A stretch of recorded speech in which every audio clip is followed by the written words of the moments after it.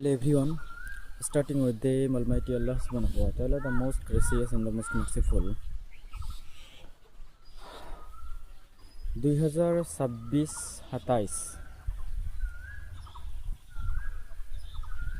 যিসকল ছাত্ৰ ছাত্ৰীয়ে ক্লাছ 10ত পঢ়ি আছে 2026-27 সেশনত যিসকল ছাত্ৰ ছাত্ৰীয়ে ক্লাছ 10ত পঢ়ি আছে আৰু 2027ত তোমালোক সকলোৱে ফাইনেল এক্সাম দিবা।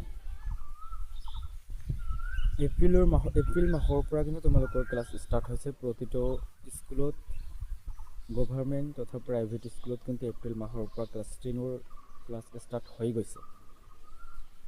এতিয়া মই আৰু তোমালোক সকলোৱে মিলি যদি মই সৰু এটা কেলকুলেশ্যন কৰোঁ, সৰু এটা গণনা কৰোঁ যে কিমান মাহ আমালোকৰ হাতত আছে বা তোমালোকৰ হাতত কিমান মাহ আছে।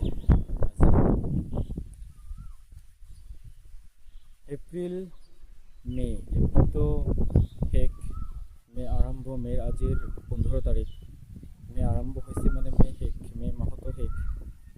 গতিকে মে মাহ শেষ, জুন, জুলাই, আগষ্ট, ছেপ্টেম্বৰ, অক্টোবৰ, নৱেম্বৰ, ডিচেম্বৰলৈকে যদি আমি অকণমান গণনা কৰোঁ, মাত্ৰ 7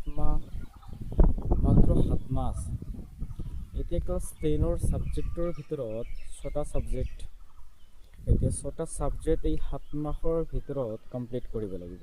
এতিয়া আমি যদি ছিংগল এটা ছাবজেক্টৰ বিষয়ে কওঁ যে এটা ছাবজেক্ট কিমান সময় আমি পাম বা কিমান সময় তোমালোকে পাবা, অকণমান গণনা কৰা কিমান সময় পাবা এটা ছাবজেক্ট যদি আমি অকণমান গণনা কৰোঁ তেনেহ'লে মাত্ৰ 35 ডেজ থাকে, 35 দিন মাত্ৰ এটা ছাবজেক্ট কমপ্লিট কৰিব লাগিব। 35 দিনত ঠিক সেইদৰে 35 দিনত ছায়েন্স কমপ্লিট কৰিব লাগিব, 35 দিনত অসমীয়া, ইংৰাজী, তাৰপিছত ছ'চিয়েল ছায়েন্স, ইলেক্টিভ যিকোনো ছাবজেক্ট আছে তোমালোকৰ, তাৰপিছত মেথছ। এই 35 ডেজৰ যিমানখিনি চিলেবাছ আছে সম্পূৰ্ণ চিলেবাছ 35 দিনত কমপ্লিট কৰিব লাগিব। এতিয়া কিমান ঘণ্টা প্ৰতিদিন কিমান ঘণ্টা পঢ়িলে এই 35 দিনত তোমালোকে প্ৰতিটো ছাবজেক্ট কমপ্লিট কৰিব পাৰিবা, এইটো নিজে ধুনীয়াকৈ ৰুটিন বনাই লোৱা। একদম ৰুটিন হিচাপে পঢ়ি যোৱা, সময় কিন্তু একেবাৰে তোমালোকৰ হাতত নাই।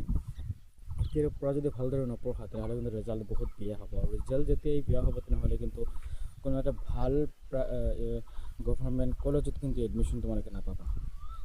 আমালোকৰ ইয়াততো গ্ৰেজুৱেশ্যন লেভেলতো কোনো ধৰণৰ প্ৰাইভেট কলেজটো নায়েই, আৰু তথাপিও প্ৰাইভেট কলেজ তো এইবিলাক